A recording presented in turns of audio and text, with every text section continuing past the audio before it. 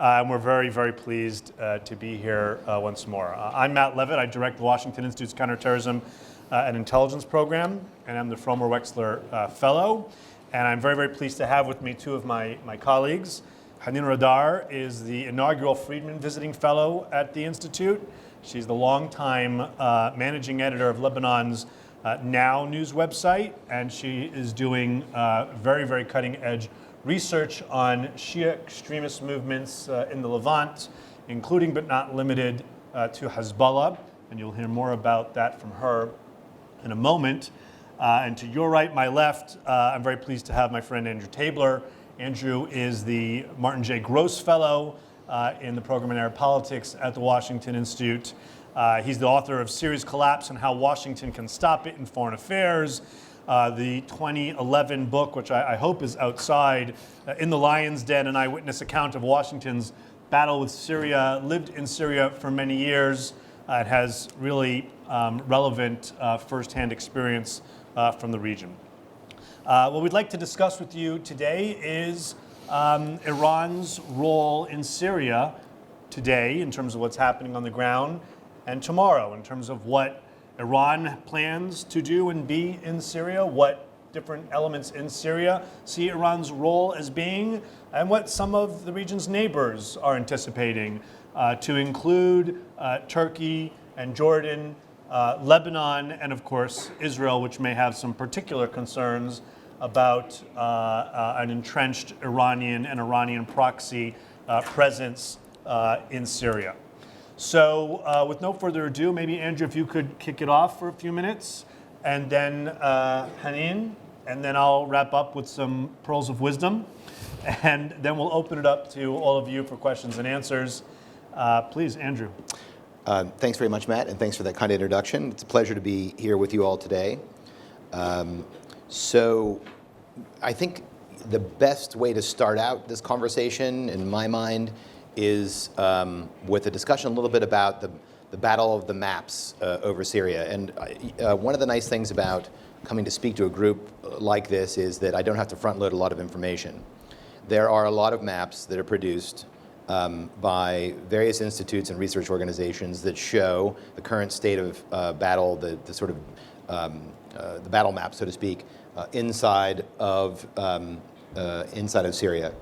And over the last 2 years, the Assad regime has, on these maps, been depicted as retaking Syrian territory from both rebels in the western part of the country and more recently against ISIS in the eastern part of the country.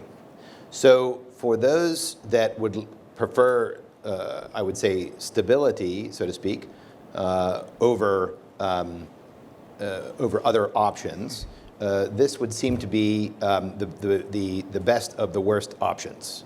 And in a way, I think if we were going back to the situation that it was before the Syrian war in Syria, there would be a lot less to worry about. A couple of reasons. One is we know who's in the Assad regime.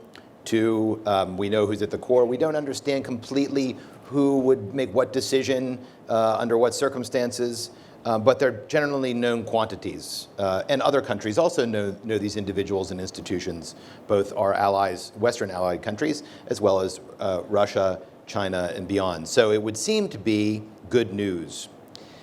The problem is, however, that the way that Assad has conducted himself during the war in response to the country's largest uprising has led to a massive depletion of deployable manpower in the country. And the maps that you are observing of the regime retaking territory are deceiving. They're not purposely deceiving. They're not exactly wrong.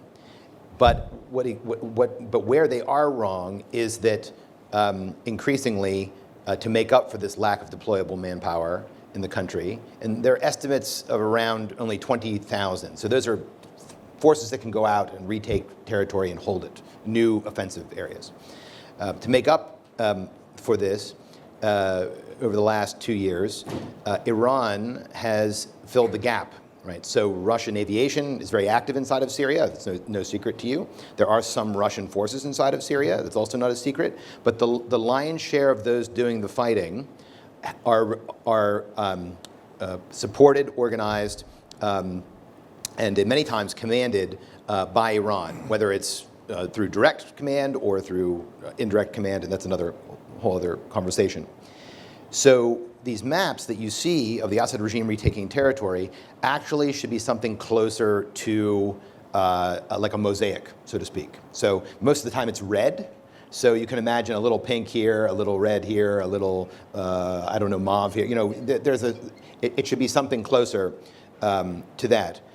And this is the reason why you will notice, and those of you that follow social media in particular, many groups which have operated inside of Syria on behalf of Iran are pretty front and center about what they do, right? So we have Shia militia, which are from either Lebanese Hezbollah, which Hanin will get into, but also from Iraq, from Afghanistan, beyond, operating inside of Syria, flying their flags and posting on social media in various places because they are trying to gather followers, and this is not a secret to you, right? So if you try and depict them, you can see on these maps where these groups are located, and they're increasingly moving into the eastern part of the country.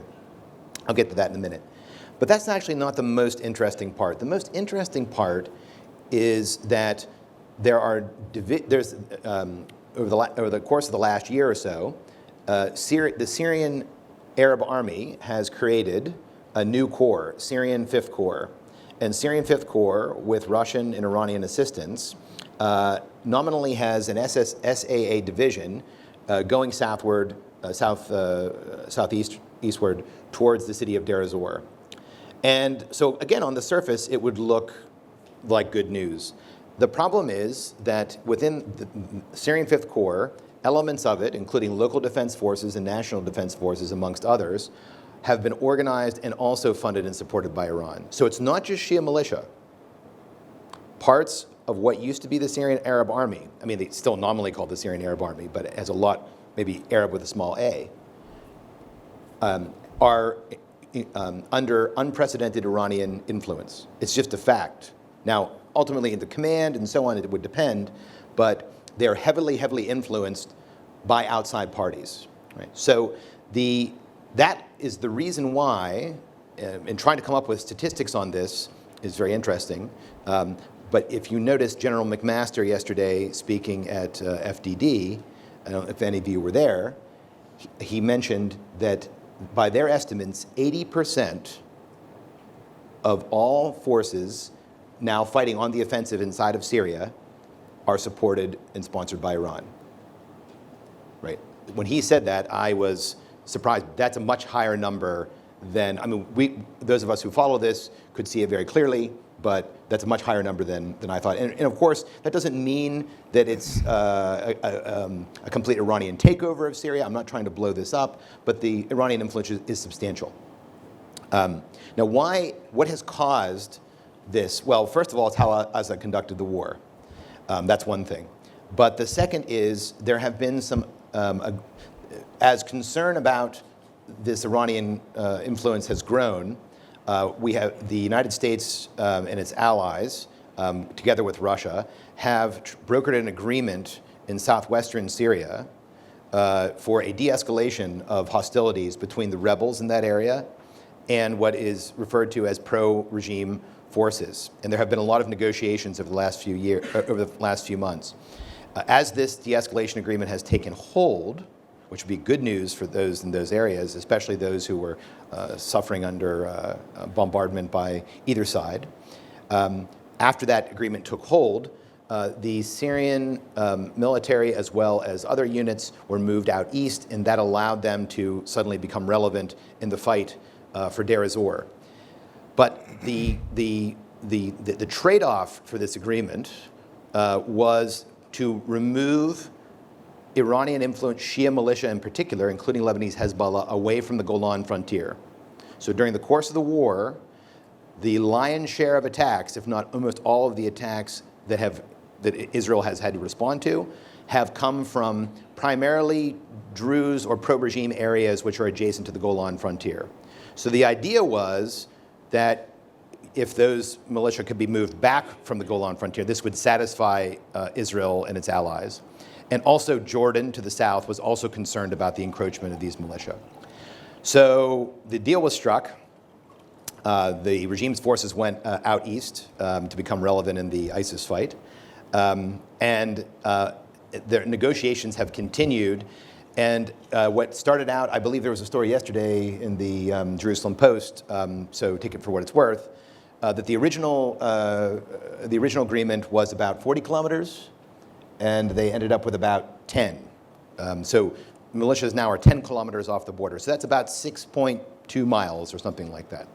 So they've been able to move them off the frontier. It's still an ongoing process, but it's not very far off the frontier, far, far less than Israel would certainly like, which has led to a lot of statements, as you've seen in the press and elsewhere, about an Israeli response inside of Syria to a variety of issues. And I'm sure my colleagues will get into this. Now, the reason why this agreement, I think, took hold came from a variety of measures. One is the United States reacted militarily inside of Syria, which, according to US officials, dramatically changed the nature of the negotiations with Russia, and both in terms of the de-escalation agreement as well as the deconfliction agreements in eastern Syria. But I think it was very important for both the regime and it's also its supporters that it would finally become relevant in the ISIS fight, that it would finally be able to send forces out east. And there was a real urgency to do that. And unfortunately, however, the only forces that were available to surge beyond those moved out of southern Syria were those supported by Iran, the aforementioned either Shia militia or Syrian Arab army units. Now, it's here where it becomes a little bit more strategic in the sense that, while that's good news to move these Shia militia off of Israel's frontier and away from Jordan, because that can lead to provocations which can make things much, much worse, the strategic trade-off is that Iranian-supported units are now pushing into the Euphrates Valley, right? And so you might ask, well, why is this a problem? The Euphrates Valley is a hard place to control. What do we care if these groups are going in there and wasting their time and resources and so on? It's a valid argument. However, what that obscures is the fact that Iran sees, and they've been pretty sort of front and center about this, that they see capturing these areas as strategic for the creation of what's been called the land bridge, what King Abdullah of Jordan first called the Shia Crescent. It's a variety of ways to put it, but the trade-off for this de-escalation agreement, for the 6.2 miles, is that Iran is now projecting its power out east and is going to be able to link up with this road that will allow them to bring men and materiel overland from Tehran to the shores of the Mediterranean. And some people say, well, that's not a big deal. They already had Damascus Airport. It's true. But you know, it's a little bit like the degree to which you're doing business. If I'm going to Chicago to do business, I fly there. If I'm going to move my apartment, I ship my stuff overland, right? And it doesn't mean there aren't responses to it, but it adds to Iran's ability to respond to these crises, and allows them to project their power in different ways. And it also, the optics of it are quite strong. So what to do about this? There are two basic options. One is one of the major obstacles to Iran creating this land bridge is a small special operations base at a place called El Tenf in southeastern Syria, along the Jordanian frontier. There, with some Syrian opposition groups, the United States continues to hold a position which keeps the what is nominally pro-regime forces from linking up with the road on the other side and creating this land bridge. So that's support for those groups, and continued support for those groups is one way to block this. In a way, it's the most developed road, it's the easiest one, it's outside of population centers, so there are less chance of asymmetrical attacks. But the other bit of leverage in all of this comes now as the sort of war settles out. And that gets us down the road into both stabilization of areas inside of Syria, as well as reconstruction inside of Syria. And I think you can see that if the United States is able to help stabilize some of the areas where it has allies, I think that that will go a long way to trying to assuage the fears of those in those areas about the Assad regime's return, about Iranian militia return, but also could give the United States leverage going forward. And that's I think a bit of good news. However, there is, and I think this is where there has been a debate about what to do about reconstruction inside of Syria. And I don't know if you heard also General McMaster's statements yesterday. Those in regime circles, other circles, believe that the United States and its allies are going to pay for reconstruction inside of Syria. And General McMaster said yesterday that not a dime of U.S. money will go into areas that are controlled by this new hybrid Assad regime, unless there is actually a transition or a transformation inside of Syria, inside these areas. Right. So we're in for, in conclusion, we're in for a different phase of the war now. Things are settling out in many areas militarily, but the strategic chessboard has been forever altered. So Assad is not leaving, he's not going, he's not stepping aside, but he's also not going to be coming back in the way that he was before. The regime that I lived under, the one that many of you have been dealing with for decades, is transformed in ways that not only are not in U.S. interests, and that's kind of a low bar, but are also most vitally, I think, not in the interests of a number of neighboring countries to Syria, specifically Israel and other U.S. allies. So on that, I'll conclude and hand it to my colleagues. Thank you. I'll be focusing mostly on Hezbollah, but let's talk about context first. If you want to understand what Iran and Hezbollah are doing in Syria and what to do about it, we really need to understand how they see Syria, how Iran sees Syria today. Iran has been involved in Syria, in Lebanon, and Iraq for so many years, for decades. This is not new. It's not like Iran has suddenly realized that Syria is important for its interests and decided to go there. They've been involved in this. But what is actually new today is that Iran doesn't see Syria separate from Lebanon or Iraq. They see Syria as part of this larger entity which goes from Tehran via Iraq, Syria to Lebanon, and this is part of the land bridge that Andrew talked about, but it's not just a land bridge for Iran. It's more than a practical and technical reality. It's more about ideological. It's also about unifying the Shia in all these countries under one umbrella, which is Iran's umbrella, the Iran regime's umbrella. And this is very important for Iran. It's not that they want to have access to Hezbollah in Lebanon only. This is not just it. It's more. It's about unifying the Shia. An element of this vision is the land bridge, which is very important for Iran in order to create a physical continuation between these countries. But also, it's very important to understand that this land bridge has also a very heightened Shia identity today, much more heightened than the Shia identity we used to. We lived in Lebanon and in Iraq, or there aren't many Shias in Syria, but still, it's part of the strategic importance. So highlighted Shia identity, also highlighting the sectarian rhetoric. We hear a lot about Sunnis and Shia today in the region, more than we've heard of. Like, I lived in the region all my life until last year, and I've never heard such heightened sectarian rhetoric than in the past few years.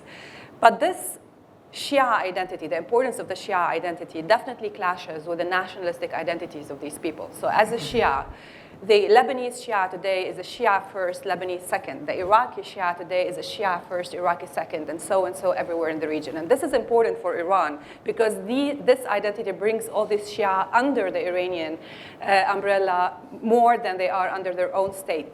So it's important for Iran also to weaken state institutions that would strengthen nationalistic identities. So weakening state institutions, infiltrating state institutions like they're doing like they've done already in Lebanon, and creating parallel institutions.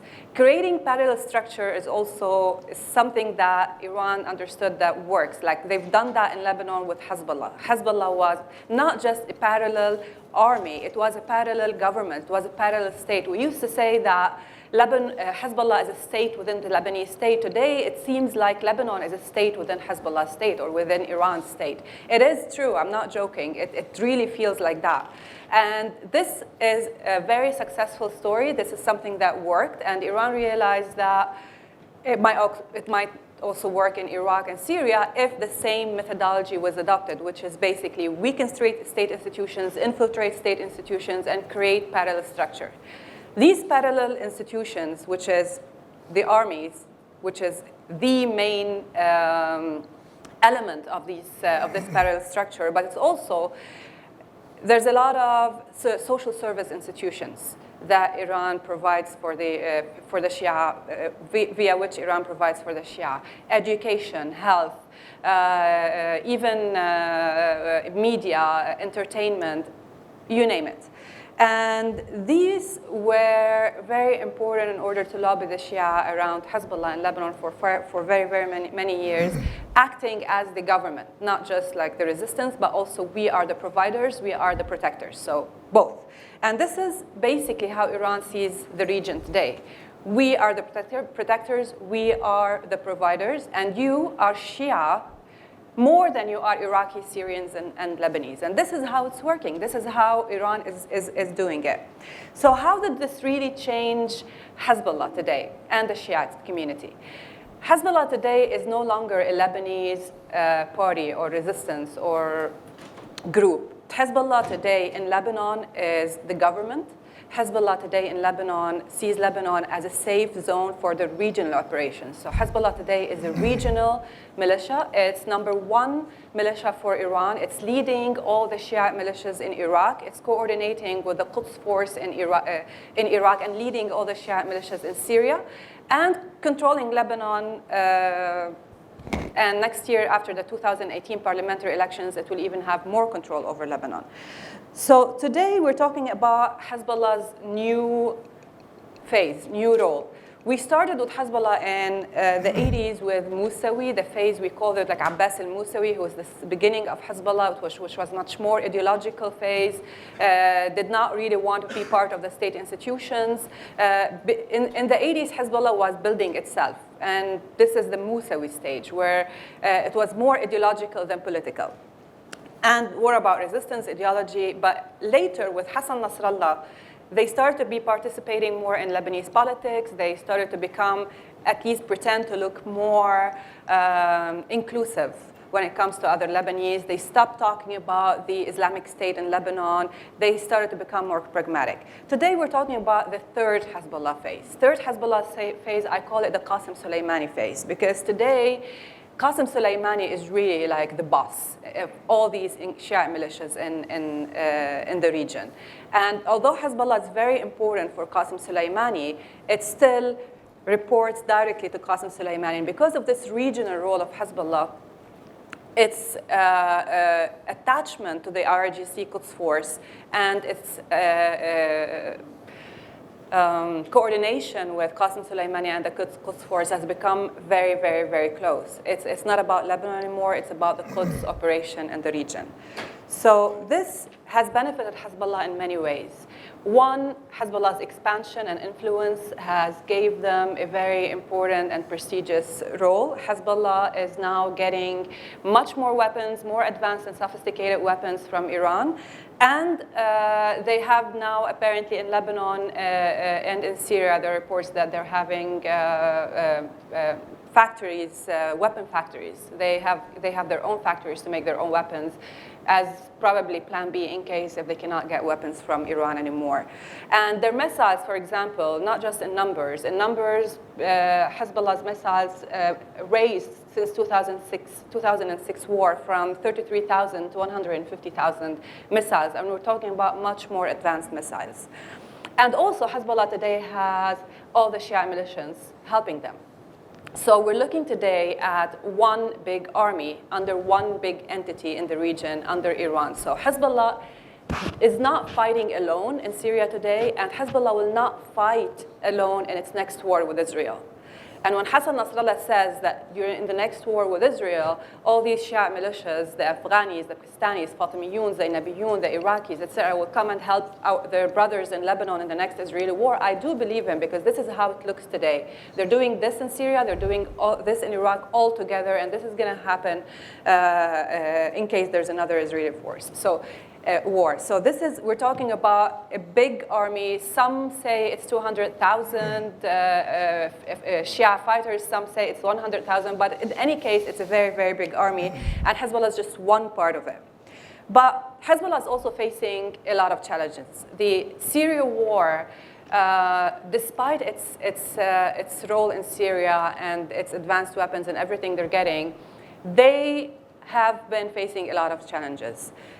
One of the two of the most important challenges that I see is, other than they've lost their label as a resistance for the Shias in Lebanon, for Lebanese, forget about that. This is not going to change anything for them.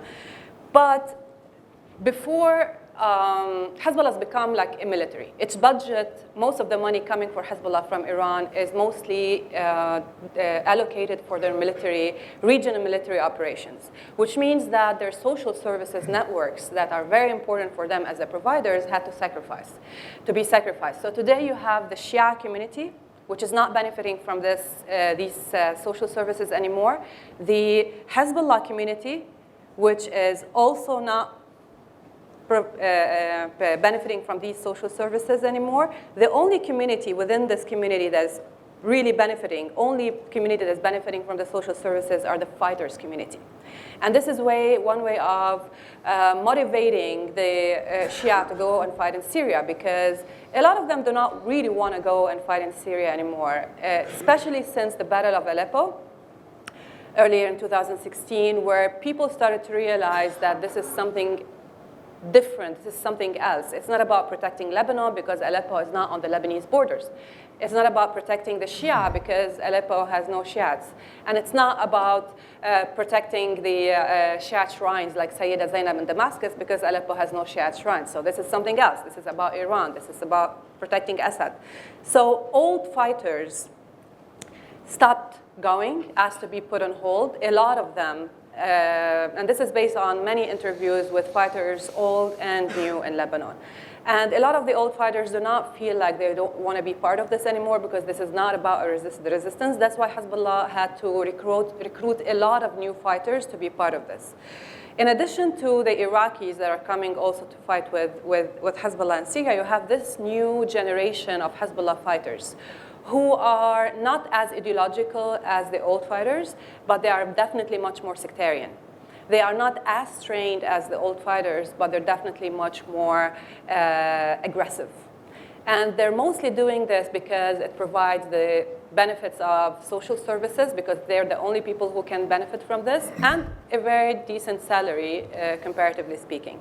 So a lot of these guys, they do not really have ideological backgrounds. They're not very religious. A lot of these guys I interviewed actually, like start drinking at 11 in the morning. They really don't have any interest in Hezbollah as an ideological group. It's mostly about going to Syria, making money, and taking advantage of whatever they can find there. So this means that Hezbollah's problem today is a new, indisciplined army. They're facing a lot of indiscipline within this, with these new recruits. A lot of them had made deals with ISIS fighters, sold weapons. They're dealing with something new. So this is also another challenge for them.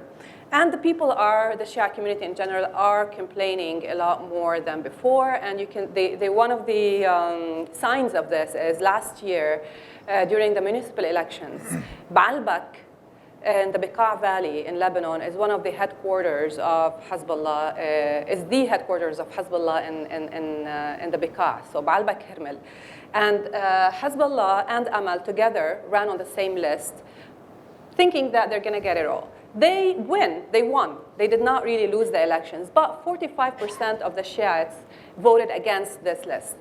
This is a sign of, forget about like the polls and all these numbers that you get from politicians and polling services. I really think the municipal elections local elections are a very big sign. And this was for me, and this is just one example. This happened also in the south, in the Dahi. A lot of these dynamics happen. And this is a sign where I can tell like the Shia community is really not happy with Hezbollah and they really want change. So today, in conclusion, we are looking at a very militarized community. We're looking at the militarized community in Syria for sure, but also in Lebanon and Iraq because of the budget changes, because of the sectarian rhetoric, because of the war. And this community is militarized, but also unhappy with the situation. And for me, the link that Hezbollah has, the link between Hezbollah and this new role, which is the link between Hezbollah and Iran today, which has changed very much, is really the Shia militias, the Iraqi, the Afghani, and the Pakistani Shia militias. Because their leadership role over these Shia militias, they've got and developed this new influence in the region. And really to contain Hezbollah's new role is to target these Shia militias. And without these Shia militias, Hezbollah will not be able to stay in Syria or fight in Syria, and will not be able to maintain the land bridge that they need. So this is one way of thinking about it for the future. They cut the link really between this new role and the Shia militias. I need to stop, right? At some point, you know, okay. You're going well.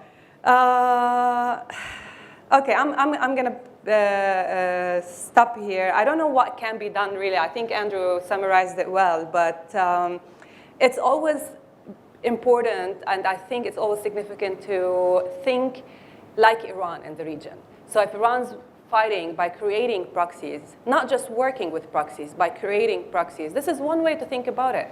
There may be not enough opposition groups in Syria that are ready to fight. They've been like completely weakened over the past few years, but the people still want to change. It's not. I don't think like the Syrians are happy with the situation. They're ready to go back and live under Assad. People still want to change, and Iran is the only entity and the only force in Syria that is actually moving forward. So this is one way of thinking about it. Definitely stopping the land bridge and strengthening anti-Iran groups and individuals in Lebanon, Syria, and Iraq. There are many. There are many people in Lebanon and in Iraq, per se, Shiite groups and individuals that do not like Iran and its role in the region. And these people have been abandoned for a very long time. So this is one way of looking about it, especially that there are parliamentary elections in both Lebanon and Iraq next year. And this is something where we can actually play a role with. I'll stop here. Thank you very much. All right. The downside to volunteering to speak last with really informed people on the panel is that they've taken a lot of great things off my plate. And so I'd like to just kind of wrap it up a little bit. You know, Andrew gave a really insightful analysis of Iran on the ground in Syria today. There's no one that is more open and articulate about the intention to create a corridor or a bridge or a crescent, choose your nomenclature, from Iraq through the Lebanese Mediterranean coast than the Iraqi Shia militias. Look at the statements from leaders of Kataib Hezbollah or Asaib al-Haq, and they are the most open about it.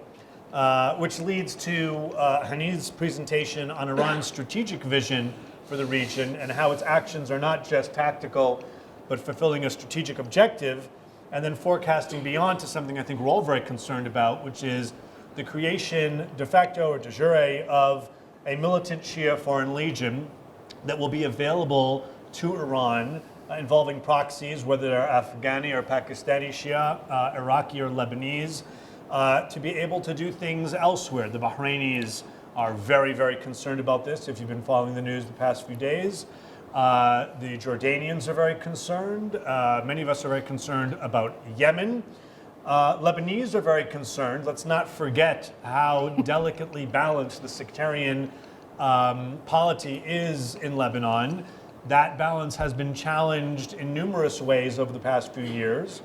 Well over, let's be conservative and say, 1 million Sunni refugees from Syria who are not particularly welcomed and are not going to be going back to Syria anytime soon, certainly so long as Assad remains in power. and now concerns that Iran, in an effort to try and, in one way or another, put into effect its vision of Syria, Iraq, Lebanon being part of one larger regional policy for it, further undermining that balance. But before we go on, I want to kind of challenge a little bit, not our conclusions. I think everyone agrees, everyone I've spoken to agrees in those countries and beyond, that Iran has a long-term plan in Syria, or as one official recently, non-American official recently put it to me, Iran is going to want a return on its significant investment in Syria. But I do want to challenge the idea a little bit that it's all so straightforward. And let me be clear, I'm not challenging either of my colleagues here who I happen to know agree with me on these issues. For example, I try and think of what will the Iranian presence or influence on the ground look like. And I started thinking this way in particular more critically, I have to admit, when I, not too long ago, made a research trip to Israel, and it was the Israelis who were pushing this issue and challenging some of the key assumptions. Historically, as I think it was Hanin who said, Iran has always had a presence in Syria, traditionally somewhere around 5,000 soldiers. Now maybe 5,000 soldiers, let's even say the number doesn't change, when you have a totalitarian regime is not the same as 5,000 soldiers in a very, very weak state or group of statelets, to be sure.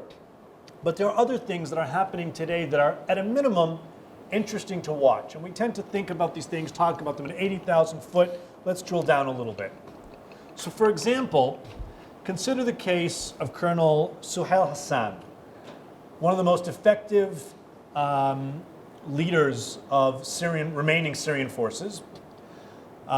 Certainly a preferred commander of the Russians. The Russians reportedly were so enamored by him that they asked Assad to give him some type of award or ceremony. And Assad refused because he's a little bit worried about anybody getting too big for their britches within what remains of the Syrian regime. But Colonel Hassan's forces, which are the most effective Syrian forces that remain, were called off fighting duty a few months ago for 2 or 3 days to do something that apparently the regime felt was even more important. And that was to go into certain villages where pro-Shia graffiti had been painted on the walls by Shia militants and erase them.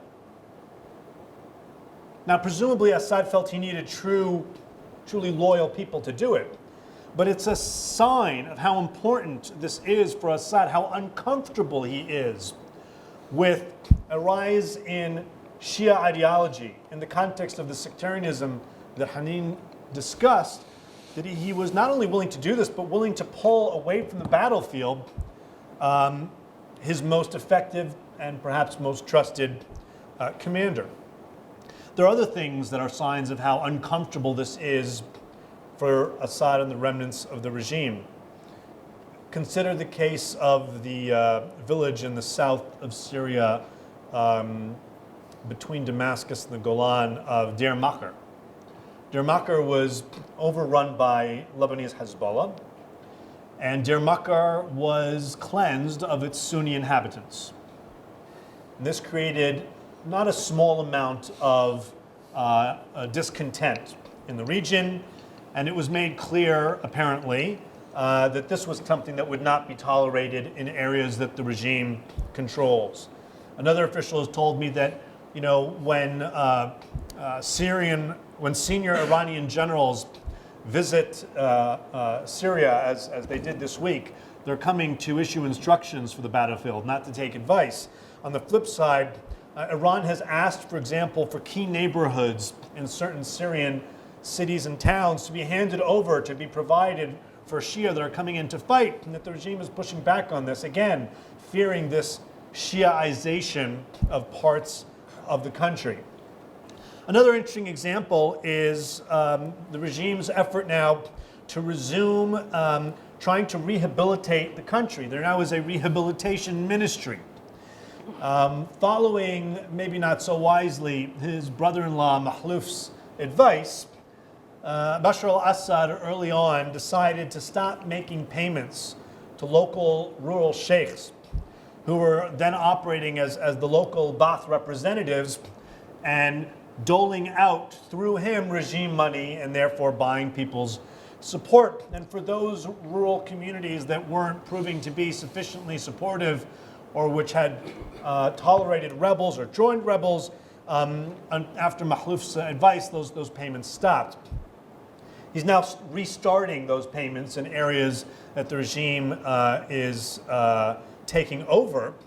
And he's pushing back on the Iranians being able to participate and provide sacks of flour or other things, saying that they come from Iran. He's pushing back on the Russians wanting to get in on this and provide sacks of flour, saying, courtesy of your friends in Moscow. None of which is to say that Iran doesn't have plans or intentions for Syria. None of which is to say that the regime is all that powerful and that just because the regime is uncomfortable with it doesn't mean it won't happen. The regime is not that strong. It does mean, however, that it's interesting because unlike Lebanon, which is a deeply divided sectarian country, or say Bahrain, or even Yemen, Syria is a traditionally Sunni country, with other minorities to be sure. That the more I speak to people after coming back from this visit to Israel and hearing Israeli officials, Israeli security officials, all of whom unanimously agree Iran has plans for Syria, raising doubts about how strongly Iran wants to put its tentacles in, how much influence it wants to have as opposed to control, the more I spoke to other people, the more kind of the more differing opinions I found. At the end of the day, we're already seeing Iran try, through influence mechanisms, to have much more of a say. You heard Andrew talk about the issues of reconstruction and concerns that reconstruction follow not only stabilization, which is what people on the ground are most concerned about because their lives are so horrible in this humanitarian catastrophe. And you can blame them not one little bit for being most concerned with the ability to walk out of their houses and stand in a bread line without being butchered. But in the international community, our interest in seeing that reconstruction not happen until there is also political transition. Had the opportunity to meet with some senior Europeans not that long ago, some of whom are from countries that are housing not small numbers of refugees, not limited to, but including Syrian refugees. And from that perspective, one of the things they said in their opening remarks was how important it is to them that reconstruction happen as quickly as possible. Why? Because as soon as there's reconstruction, their assumption was people would be willing to go home.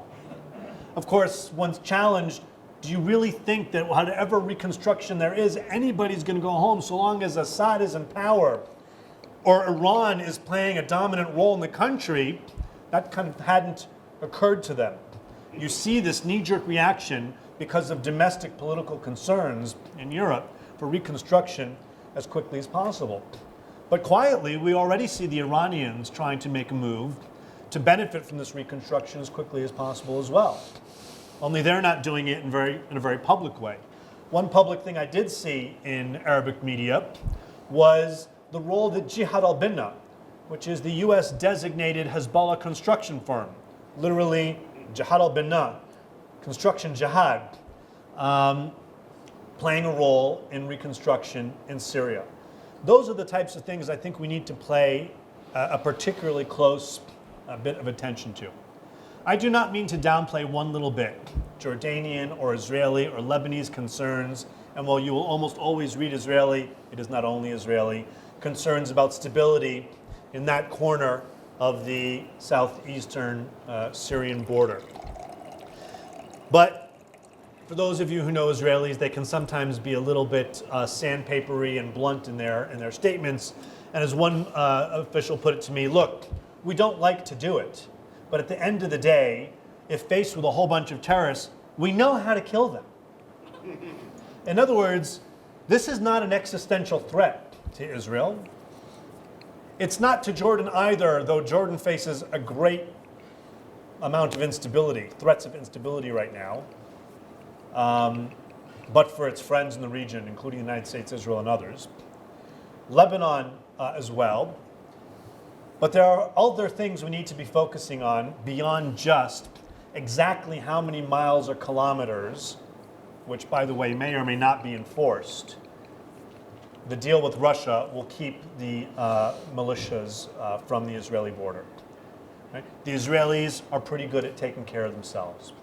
They've got a not half bad Air Force. They've got relatively okay intelligence. And as they've demonstrated, including quite recently, they won't have intelligence every time, but when they find out about things that are being shipped that they can't tolerate, when they find out about plots that are being hatched against them, they will take action. And you will recall, I think, most significantly, two actions. One in which they targeted a weapons depot storing sophisticated missiles in Damascus, not very far from the presidential palace.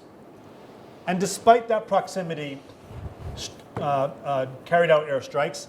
And then were able to carry out follow-up airstrikes a few days later when they had the intelligence that people were blowing up other munitions to make the Israelis think that they'd actually hit the rockets they were aiming at. They hadn't, but they came back and hit them again. And the second is, you'll recall, what was it now, 2 Januaries ago, when the Israeli Air Force carried out a strike in the Golan. Most media carried the fact that it killed Jihad Mughniya, the son of the late Imad Mughniya. But far more important was the very senior Quds Force general that was killed in the attack, indicating that the Israelis will not be deterred from carrying out those types of deterrent attacks, even when they might include Iranian losses. There is a tremendous opportunity for miscalculation, and I think that is everybody's biggest concern, both on the Golan border and on the Israeli-Lebanese border. I think it's quite true that neither Hezbollah nor Israel want a war right now, but both are quite prepared for it. And that would be a devastating war, as Israelis have made clear in terms of their unwillingness to make a distinction between Hezbollah and the rest of the government, and the fact, as Hanin pointed out, that Hezbollah now has many more, much more sophisticated, longer range and guided rockets today than it did in 2006. And because of the volume, it has the ability to overwhelm even Israel's 3-tiered, most sophisticated anti-rocket system known to mankind.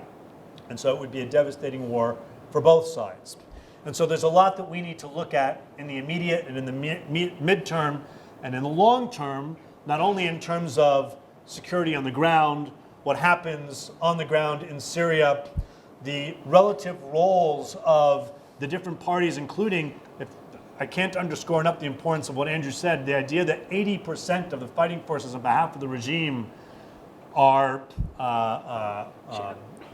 in some ways run or controlled by Iran is amazing. And then, of course, Iran's long-term interests in the region at large, and in particular in Syria. On that positive note, I'd like to thank my panelists. Thank you all very much. Enjoy the rest of the conference.